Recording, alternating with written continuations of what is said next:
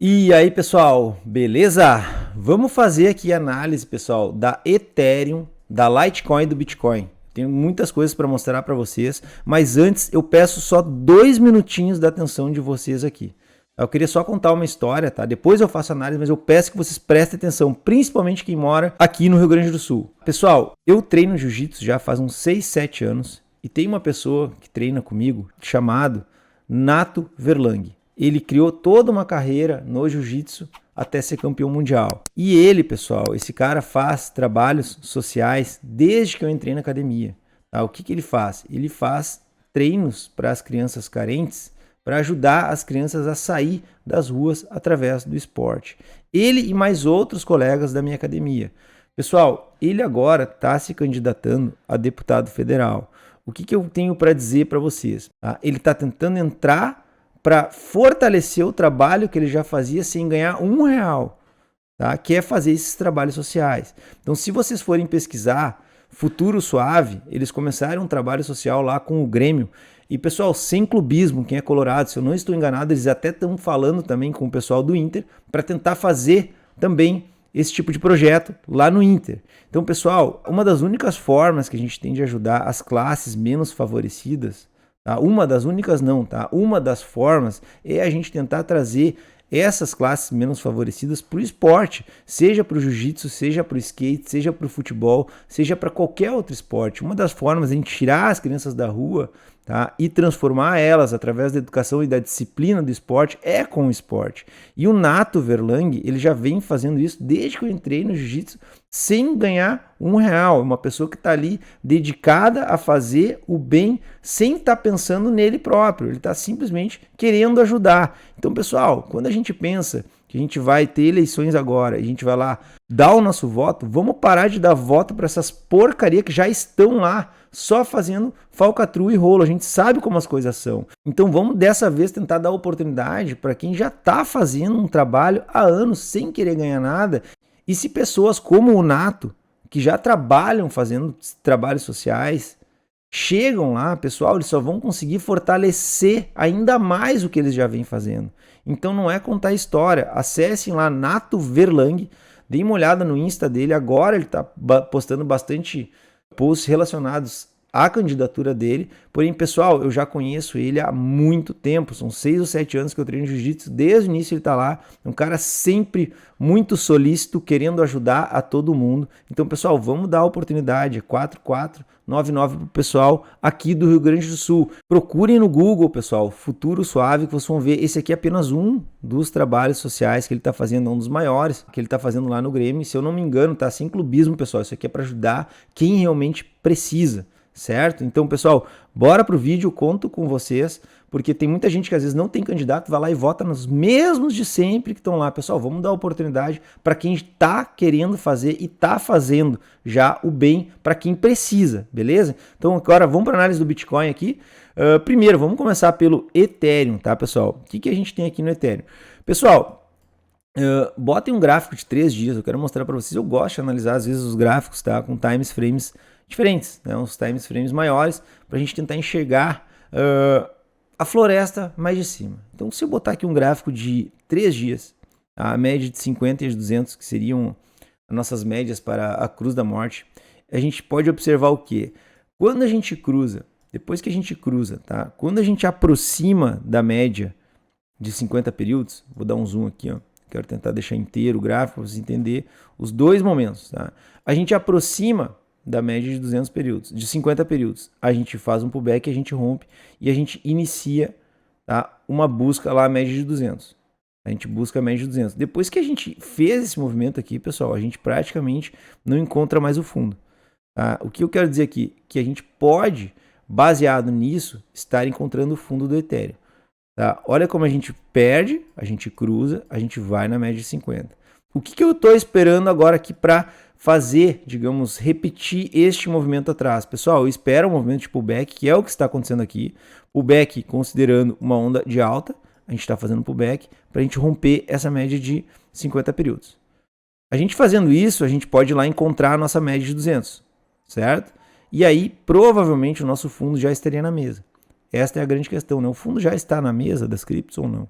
Tá? Eu, particularmente, tá, pessoal, tento trazer análises mais otimistas. Estou tentando trazer análises mais otimistas. Essa daqui é uma delas, tá? É possível que sim.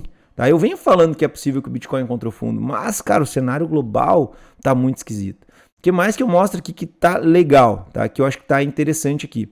Além deste cruzamento, tá, que a gente tem nessas duas médias, eles mostram a possibilidade de a gente estar chegando perto de um fundo, a gente está fazendo pullback pela primeira vez na média de 50 períodos. Nós estamos lá, tocamos, depois do cruzamento tocamos, espera um pullback para romper. O que a gente tem aqui também, pessoal? LTB rompida na força relativa no gráfico de 3 dias. O que acontece? Olha como a gente vai lá na região do sobrevendido, a gente volta forte, vai lá em cima de novo, a gente chega a ficar acima de 50 pontos, o que é interessante para quem quer se manter bullish no mercado. A gente não tem como se manter bullish quando a gente está abaixo de 50 pontos.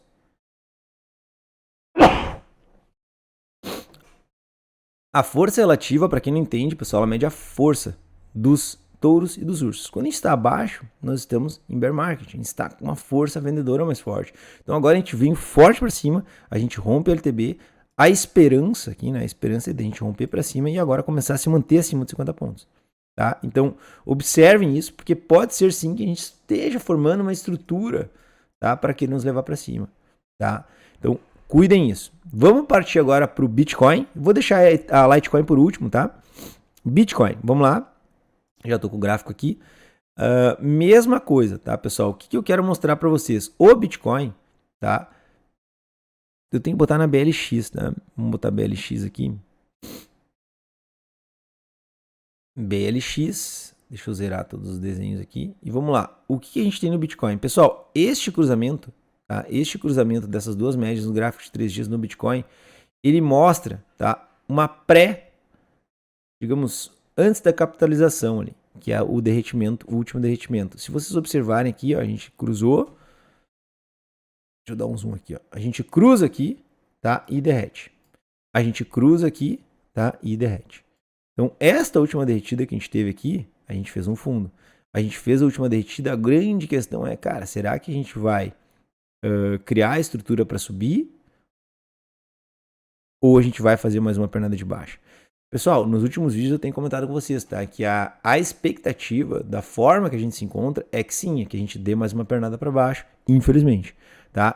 Mas, baseado nesses indicadores, é possível que daqui a pouco a gente segure fundo, tá? A gente segure no fundo aqui, a gente possa até furar esse fundo, depois volta para cá, cria uma estrutura para andar para cima. Até porque a gente já caiu, tá? Segundo o histórico do Bitcoin, a gente já caiu um percentual que se refere a mais ou menos aos últimos bear markets, que são aqui, a gente chegou aqui, caiu 83%, tá? 83%, e nesta última queda, tá? A gente caiu 70%, a gente poderia cair até os 80%, tá? Que seria aqui embaixo nos $12.000, lá na cabeça do topo, na cabeça desse pivô de alta que a gente tem aqui, tá? Para fazer uma onda 5. Então a gente poderia segurar aqui, mas a gente tem que tomar muito cuidado, porque pode ser que a gente dê uma pernada para baixo. Tá? Mas pode ser sim, cara, que a gente esteja fazendo uma estrutura para segurar aqui na casa dos $18.000, $17.000, para querer andar para cima depois. Tá? Então, eu só teria muita atenção com isso. Mas eu acredito, tá, que nós estamos em uma região de acumulação para longo prazo. O que não pode acontecer aqui de hipótese alguma, tá, pessoal, é a gente simplesmente chegar aqui e comprar 100% do capital. Cara, quem fizer isso aqui nessa região tá pedindo para tomar ferro. Tá? Para quem está pensando no longo prazo, cara, compra aí 30% do capital aqui, tá? 30%. 30% posicionado nessa região não é ruim se a gente cair. Por quê? Porque eu tenho mais 70% do capital para alocar mais embaixo aqui. Para quando a gente retornar as máximas, que eu acredito que o Bitcoin vai um dia retornar às máximas, sim, é um ativo que ele está em constante tendência de alta, apesar de a gente sofrer correções em períodos de baixa, lógico que a gente vai sofrer correção, tá? A gente está numa tendência de alta, pelo menos é o que eu acredito, tá, pessoal? Antigamente eu admito para vocês que eu era um pouco mais conservador, hoje em dia eu entendo um pouco diferente. A gente tem que só ter paciência, tá? E não ficar 100% posicionado em um ativo que está em tendência de baixa. A gente pode estar posicionado, mas, cara, tem que ter capital para poder fazer o preço médio aqui embaixo para poder nos jogar para cima depois. É isso que a gente tem que ter cuidado. Cara, Litecoin, se a gente observar a Litecoin, pessoal, o que a gente tem aqui na Litecoin? Pessoal, a Litecoin jamais perdeu esta região toda que a gente se encontra agora. Essa região toda que a gente tá aqui, ó. Cara, é uma região assim ó, que a gente não perde desde 2017. A Litecoin bateu o topo, não superou o topo anterior. A gente praticamente ficou num range aqui. Mas a Litecoin, pessoal, é uma cripto que, cara, se ela cair até aqui, dificilmente ela fura esses fundos. Eu não acredito que ela fure os fundos aqui dos $27, tá? Mas são mais 50% de queda, a gente tem que ter atenção nisso. Porém, no range que ela trabalha, tá? Ela está também em uma região de acumulação. Porque se cair aqui, a gente está muito perto desses fundos. Se furar esses fundos, pessoal, eu acredito que volta logo aqui para dentro desse range gigante que a gente se encontra. A gente está num range gigante na Litecoin. Tá? Então a gente tem que estar ligado nisso. Por que eu falei da Litecoin? Por causa deste range, né? Que a gente, todas as vezes, os últimos vezes de queda, a gente entrou nessa caixa verde e mais ou menos era fundo. Então eu tenho que considerar, tá, que a Litecoin se encontra próxima de um fundo. Apesar de que essa distância para cá, se eu olhar para o gráfico, tá perto, mas se eu olhar para o percentual, é alto, né? Se eu considerar uma queda até o fundo anterior, a gente está falando de mais 50% de queda. A gente tem que considerar isso. Mas se olhar para o range total, a gente está próximo do fundo, do possível fundo da Litecoin, né? Que é esse range todo aí, que é um range que eu estou falando, um range de 17, 18, 19, 20, 21, 22. Cara, é um range de 5 anos. Então eu tenho que considerar todo esse período da Litecoin que ela não perde esse range, né? Então, acredito que sim, cara, que ela está próxima de criar uma estrutura para subir. O grande medo geral que a gente tem aí, tá, pessoal? Se eu pegar as ações exteriores e olhar para S&P, tá, como é que estamos no S&P? Olha a rabiscaiada aí, né? Olha a rabiscaiada. O que a gente tem no S&P? Pessoal, a gente tem o toque na LTB.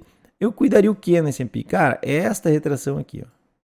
Esta retração de FIBA aqui, tá? A gente não seria legal perder os 60%. No meu entendimento, a gente teria que segurar aqui e, cara, começar a mostrar uma recuperação para andar para cima, porque caso contrário, pessoal, a S&P vai vir furar fundo aqui.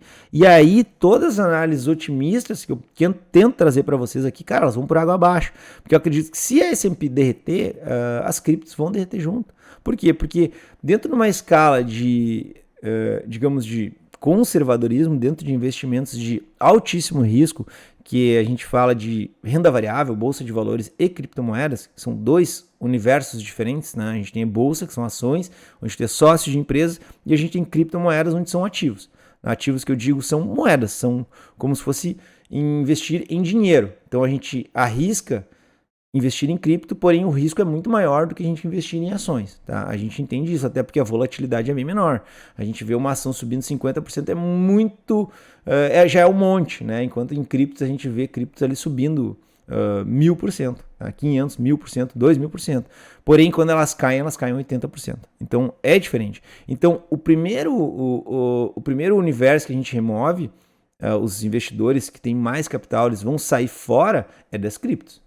Tá? Então, para depois sair das ações, se a gente entra numa crise um pouco mais acentuada. Isso que eu quero dizer, o mercado cripto ele é um mercado, digamos, é o primeiro mercado que o pessoal do grande capital pula fora. Tá? Pelo menos é a visão que eu tenho, tá, pessoal? Se a pessoa tem muito capital, ela não vai deixar muito capital investido em cripto, sendo que é o mercado que mais pode derreter em relação às ações. Tá? Se a S&P vier furar fundo, vai respingar para o mercado de cripto. A gente tem que ter este entendimento. Não dá para querer ficar agarrado na ideia de que as criptos vão mudar o mundo em um bear market. A gente tem que pensar isso de uma forma racional. Quando a gente estiver virar para uma tendência de alta, aí sim, cara, vou me posicionar e vou segurar a posição. Agora, ficar segurando 100% da posição comprado em mercado de bear market, cara, é pedir para ver o capital diluir e depois desistir do negócio e dizer que não tem como ganhar dinheiro no mercado, beleza? Então, pessoal, quem gostou do vídeo, deixa o like, compartilha e se inscreve no canal. Era isso, galera. Falou, abraço!